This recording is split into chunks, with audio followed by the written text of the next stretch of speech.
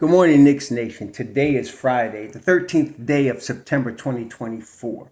I was supposed to be in the DMV this morning, but we had to cancel our whole trip because I had to take my wife to the hospital. She had to have an emergency blood transfusion yesterday. We had some health event happen, so she's in the hospital today. And it's because of situations like that that I do the Knicks channel, because it helps me deal with stuff like that. It's also why I always say blessings upon those that work in the healthcare field, along with the first responders, like people that are taking care of my wife this morning. Blessings upon those that pick up garbage to keep our places clean. Blessings upon those that deliver mail and other things for our convenience. Double blessings on the men and women that are out here trying to help rescue, deliver, and recover teenagers and children that are victims of child molestation and pedophilia. People also who are victims of prostitution and child prostitution, pornography, child pornography, human trafficking, sex slavery. Double curses on the perpetrators, the profiteers, and the perverts that create demands that create these industries. Finally, double blessings on the homeless. More than 600,000 men, women, children, families, veterans, senior citizens, homeless in the United States of America, and millions around the world in similar or worse conditions. Blessings upon them, for theirs is the kingdom. Today, I want to talk about my favorite Knick, Deuce McBride. Talked about him a little bit, but then I saw this video. I was going to talk about another player today, but now we're into players who have something to prove, okay? And guys like Deuce always have something to prove. Somebody mentioned Brunson having something to prove. I don't believe Brunson has anything to prove, even though guys like him, like Deuce, always have something to prove. Why? Because they're always being doubted. No matter how well they perform, they're always being doubted. And there's always people that think they know his position better than him, calling him a non-point guard or whatever. Always amateurs that is trying to act like they know more than the player or the coaches that choose the player or the teams that choose the player, which is not the case. So this morning I saw a little 18-second clip of Deuce working out, and it got me excited. I ain't gonna front, got me excited. So Deuce is getting ready. The title is Calculated Steps and Counters. I'm gonna put it in the description box if you ain't see it, so you get a chance to see it. But Deuce working hard on his game. As I said, and let's go back a little bit. I'm going to spank some of y'all who said, well, he's hurt. He may not be ready for the opening of the season. Stupid. No, he is ready. And he's going to be ready. And I can't wait to see him. Deuce is born for the fight. That's what it is when you got dudes like that. You go back to, Bud Webb, Bugsy Bogues, Nate Robinson. You go back to dudes that always have to fight in basketball because of their stature. Generally, they're short, and people sleep on them, and they always got to prove themselves. No matter what they do, they always got to prove themselves. And those guys that are built for the fight and talented enough to play the game, like Deuce at the NBA level, are always going to use that for motivation. See, guy like Jalen Brunson. Jalen Brunson is not like your typical guy that has to prove everything in this sense. This dude wins championships, okay? High school, college, and I'm going to tell you now, he's going to win some chips in the pros. Good thing he's on the Knicks. So he's a star that's about to become a superstar. That's Jalen Brunson. Deuce, I don't think would become a superstar, but he could certainly be a star, and he could certainly, in my view, a championship piece. So Deuce has to prove again that he can man the backup point guard position for all these knuckleheads out here still saying, we got the point guard. No, we not.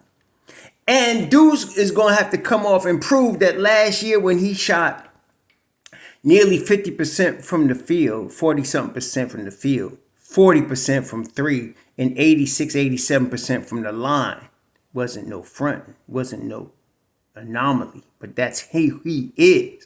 Of course, we already know, or at least most of us that got any kind of common sense, that Deuce is an elite. Let me say it again. Deuce is an elite defender on the perimeter in the NBA. Not only that, Deuce is a dude that's about 6'1", but will flush it on you with two hands. And what I saw in this video is mid-range Deuce. Oh my gosh. See, we saw Deuce last year cause Evan Mobley to take a seat. Y'all remember that, right? With the one hand cross, caused Evan Mobley to take a seat. We saw Deuce last year cause this dude on the Dallas Mavericks, to cause the police to pull the chalk out. Caught a body. So, yeah. And you know what? He's out to prove to y'all that all that wasn't no joke, wasn't no fluke, wasn't no accident. And he is going to work hard. The boy got hands like shovels. 6'9" wingspan with hands like shovels. Obviously, lightning quick. A lot of speed. Open court speed. Those are his strengths. Of course, his height, as anybody would be ready to point out, is his Achilles heel, his weakness.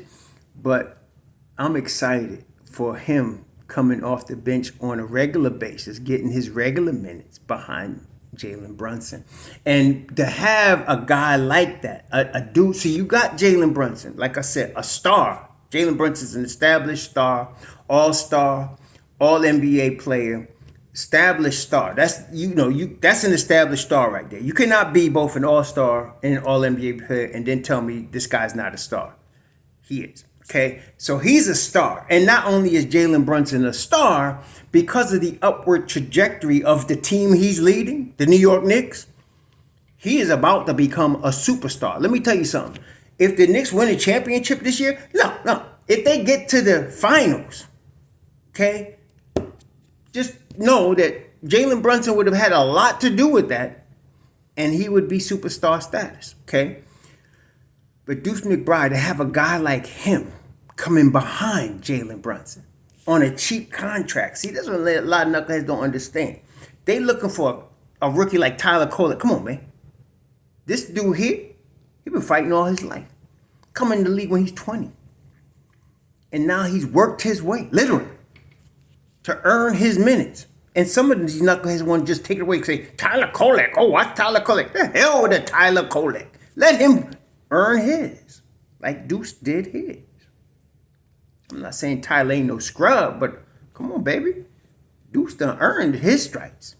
And he's ready to go. And he's not anywhere near what he's going to be. That's the exciting thing. He's 24 years old. Just turned 24 last week, okay?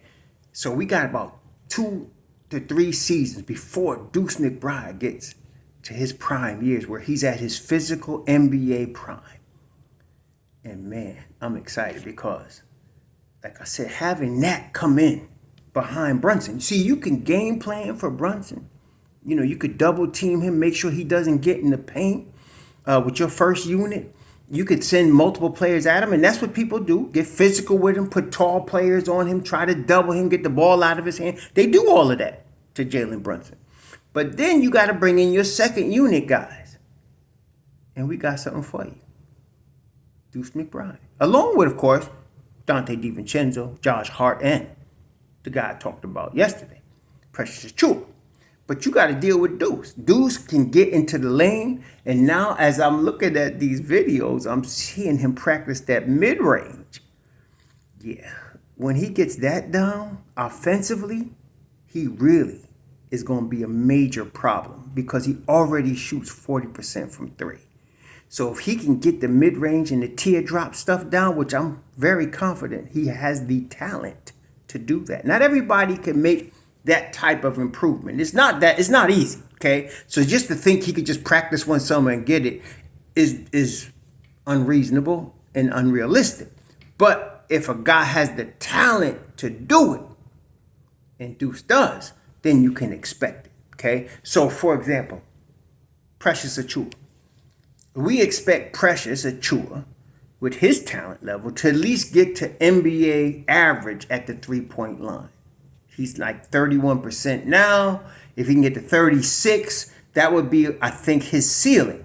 To expect him to shoot 40% from 3 would be unreasonable. If he does, great, but it would be unreasonable, okay? To expect him to shoot 90% from the line would be unreasonable. He can shoot 70. He's at 61 now, and we think he can improve to 70. That's reasonable. That's in his talent. That's in his gift. His real gift is athleticism, running the floor, rebounding the ball, and guarding everybody on the floor. That's his. But if you add some offensive skill set that we just talked about to that, he becomes really a force in the league, right?